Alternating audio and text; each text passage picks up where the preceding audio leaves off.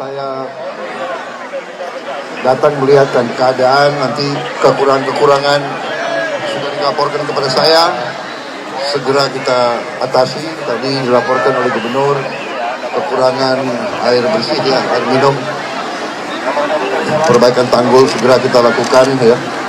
Panglima TNI akan kerahkan, TU akan kerahkan, Angkatan Darat, kepolisian akan kerahkan semua kekuatan kita. Alhamdulillah Sumatera Utara sudah lebih baik kondisinya. Ya, sejak terakhir saya datang, saya akan terus memantau perkembangan dari hari ke hari, dari minggu ke minggu. Mudah-mudahan dengan kekuatan kita hadapi ini, dan kita akan membantu semua, ya, semua warga yang mengalami musibah akan kita bantu, karena saudara-saudara adalah bagian dari kami semua. Kita adalah keluargamu, kalian adalah keluarga kami. Kami tidak akan tinggalkan kalian sendiri. Saya kira itu yang ingin saya sampaikan. Terima kasih semuanya, semua petugas, semua relawan yang bekerja keras. Terima kasih yang sudah belasan hari di sini bekerja. Terima kasih semuanya, ya. Terima kasih.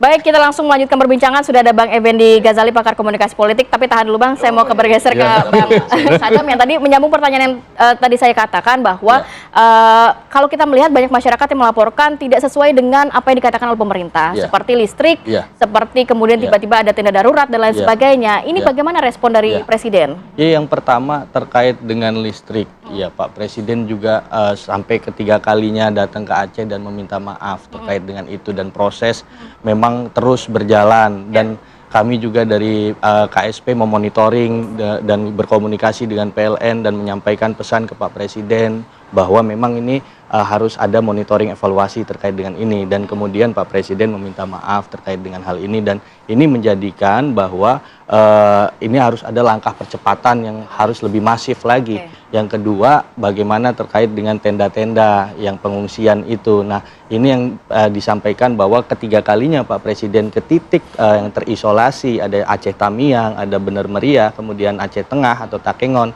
Nah, ini membuktikan bahwa ketika ada tenda-tenda itu, maka ada hal-hal yang terisolasi itu sudah mulai bisa diakses. Artinya jalur transportasi yang dilakukan Pak Presiden melalui helikopter ini sudah berjalan dengan maksimal. Begitu juga ketika airdropping yang di helikopter dari TNI juga sudah mengevaluasi bagaimana harus dilakukan airdropping seperti apa ketika di kebencanaan ini. Nah, inilah apa yang dilakukan Pak Presiden terkait dengan etika komunikasi, apalagi persoalan kebencanaan. Etika komunikasi persoalan kebencanaan, Bang Ege. Ini ketiga kalinya Presiden datang ke lokasi bencana dan menggarisbawahi kata Bang Sadam tadi, Presiden meminta maaf. Minta maaf. Apa yang Bang Ege bisa lihat dari narasi yang diberikan oleh Presiden di lokasi bencana? Iya, prinsipnya pertama-tama kalau ada komunikasi dalam bencana, kita mengucapkan terima kasih pada semua, ya, Pak Presiden, MPR, DPR, Menteri, kemudian Pemda, Civil Society, Ferry Irwandi dan kawan-kawan kita bisa.com, kemudian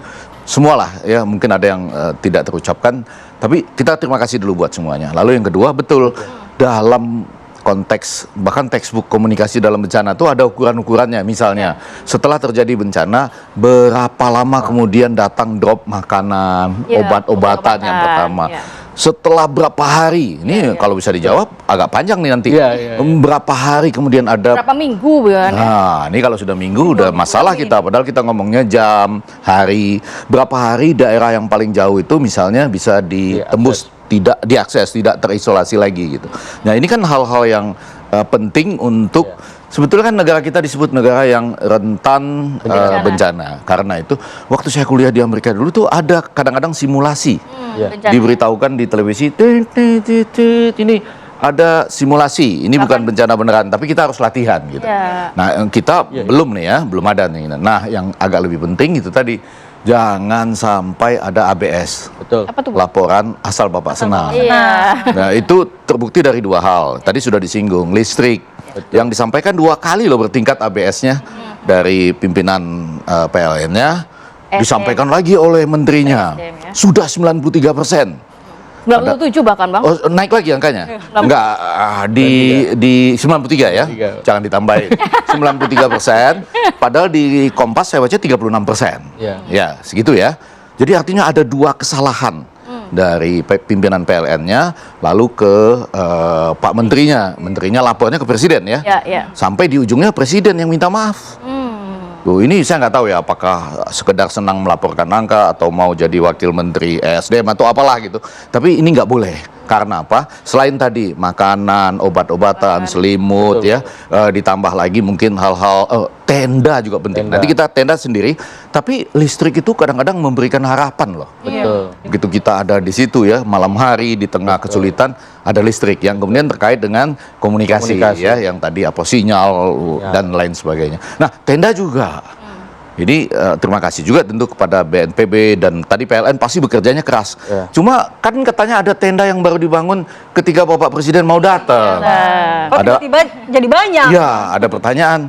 Sebelumnya apakah mereka nggak butuh tenda? Nah itu tadi yang saya katakan H minus berapa ya H minus berapa setelah kejadian berapa jam berapa hari jangan minggu gitu ya, mereka bisa mendapat tenda kemudian obat-obatan makanan dalam konteks yang seperti itu. Bang Ege, kalau melihat pemimpin negara langsung Pak Presiden ini kan simbol kehadiran negara untuk masyarakat. Tapi bagaimana dari pemerintah khususnya Presiden sendiri mengelola euforia masyarakat yang happy, nyaman Presiden datang dengan realitanya sehingga tidak menjadi kekecewaan kolektif nantinya, Bang? Ya selalu begitu ya, kita bisa berbeda pendapat kok Presiden pergi ketika ada bencana. Tapi orang lain juga mengatakan, saya sependapat bahwa mungkin ada agenda yang sudah terjadwal, tapi toh Presiden sudah 3 kali ke sana. Itu kita bisa berbeda pendapat ya. Sama seperti kita bisa berbeda pendapat apakah ini bencana nasional atau tidak. Saya bicara dengan TA Khalid ya, waktu bicara tuh dia menangis loh. Karena melukiskan bahwa ini sebetulnya misalnya di Aceh itu Nagro Aceh Darussalam, salam buat semua teman-teman di situ. Mereka merasa ini lebih besar dari tsunami. Tsunami kedua kabar. Enggak, lebih besar walaupun angka kematian jiwa mungkin tidak sedahsyat pada waktu lalu, tapi lumpur kemudian fasilitas terisolasinya itu membuat mereka bingung. Dan saya ingin mengatakan begini, kalau seorang gubernur Nagro Aceh Darussalam yang adalah dulu seorang pejuang dan lain sebagainya, hatinya pasti tegar itu. Cuma kan dalam undang-undang kita tuh harus membuat surat menyatakan tidak mampu. Baru dinyatakan bencana nasional. Bagi kami orang komunikasi, tangisannya ketika terseduh, iya diwawancara oleh Najwa kalau nggak salah ya, dan beberapa pihak lain. Khalid juga menangis waktu berbicara, TA Khalid juga menangis waktu berbicara dengan saya. Itu sudah melukiskan ada batas-batas walaupun segala perjuangannya itu. Nah, apakah tidak kita ambil inisiatif menyatakan itu bencana nasional? Mungkin ada perhitungan politik kan, kalau Aceh masuk bantuan asing misalnya akan lain kehadiran asing. Tapi kembali ke pertanyaan tadi, memang betul Bapak Presiden datang dan Bapak Presiden kan nggak bisa selamanya di situ. Nah, ketika pulang, apakah euforia tadi tidak lagi mengalami misalnya lampu belum nyala? Iya, ada 100.000 tenda. 100.000 mungkin ya yang sedang mengungsi gitu ya, atau lebih dari itu menurut Ketua MPR ya, yang harus segera mendapat tenda juga. Jadi memang antara Presiden datang memberi harapan, kemudian Presiden pulang, lalu apa yang harus dilakukan di situ? Saya ingat di Aceh, kami dulu bersama tim UI ya, dipimpin almarhum Profesor Pinky dulu datang ke sana, itu kan ada tim yang khusus. Ditaruh berkantor di sana, BRN kalau nggak salah saya namanya dulu ya. Jadi mungkin itu tadi kalau menjawab pertanyaan tadi, ketika Bapak Presiden pulang dan mungkin akan sering ke sana lagi, ada tim khusus di sana. Iya, dulu BRN namanya, mungkin ada tim khusus seperti itu. Dulu BNPB belum ada kan? Iya. Tapi maksud saya ada yang tetap di situ, di sampingnya ada juga mungkin ini panja pansus yang harus nanti takutnya dianggap BNPB nggak kompeten, Bang, kalau bikin tim khusus, Bang. Enggak, ini tim khusus dalam konteks terjadinya bencana, lalu ada rekonstruksi yang panjang kan?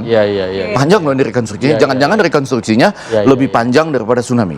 Karena kalau tsunami kan airnya langsung pergi, sementara ini misalnya ya sawah tertutup, katanya lumpur ada yang sampai seloteng gitu untuk di dalam rumah misalnya. Baik, mungkin Bang Ege terkait dengan tadi harus ada tim, lalu bagaimana kira-kira agar kedatangan Presiden di sana, narasi yang diberikan kepada pengungsi ini tidak hanya sekedar sebagai oasis sementara saja, tapi juga mendatangkan resiko kalau tidak terpenuhi. Apakah dia harus membuat deadline kepada menteri-menterinya atau kepada yang melaksanakan penanganan bencana? Ya, sekali lagi terima kasih Bapak Presiden sudah datang sudah 3 kali. Dan pertanyaan Anda tadi menjadi pernyataan bahwa Presiden datang dan Presiden pergi harus sama kondisinya. Jadi artinya Presiden pergi, tentu saja orang kan merasa, wah Presidennya pergi. Mungkin ada ikatan batin ya ketika Pak Presiden menyeka keringat anak, di situ kan ada sesuatu yang lain. Tapi ketika Presiden pergi, ya itu tadi harus ada deadline, Harus ada listrik, percepatan tadi. Nah ditambah terlibatnya civil society. Saya tertarik gini loh, ada mujadalah Kiai Kampung misalnya, ini civil society dari kiai-kiai di seluruh Indonesia. Mereka memikirkan, ini bagaimana kayu-kayu. Ya, Waduh, itu kalau Anda lihat foto, kayu-kayunya itu masih bagaimana caranya menjalankan aktivitas. Ada gajah yang ikut membantu misalnya. Tapi itu kan oleh kiai kampung ini dipikirkan bagaimana caranya supaya ada pihak-pihak tertentu yang bisa membantunya misalnya. Dan di sisi lain, saya kemarin ya sempat nonton bola tuh Persib lawan, maksudnya di televisi ada champion Asia tuh, di situ ada tulisan juga Stay Strong Sumatera gitu. Jadi maksud saya kita semua juga merasakan dukanya. Iya, waktu presidennya pergi kita semua ada di situ, ada yainya, terus ada civil society-nya. Tapi presiden betul harus membuat deadline. Dan harus menyatakan, nggak bisa ya, kalau 36%, kemudian seminggu lagi berapa persen. Sehingga betul-betul itu. Sama tenda, jangan main tenda-tendaan lagi. Nggak, sudah harus ada tenda, kalau misalnya belum cukup, sampaikan ke Pak Presiden.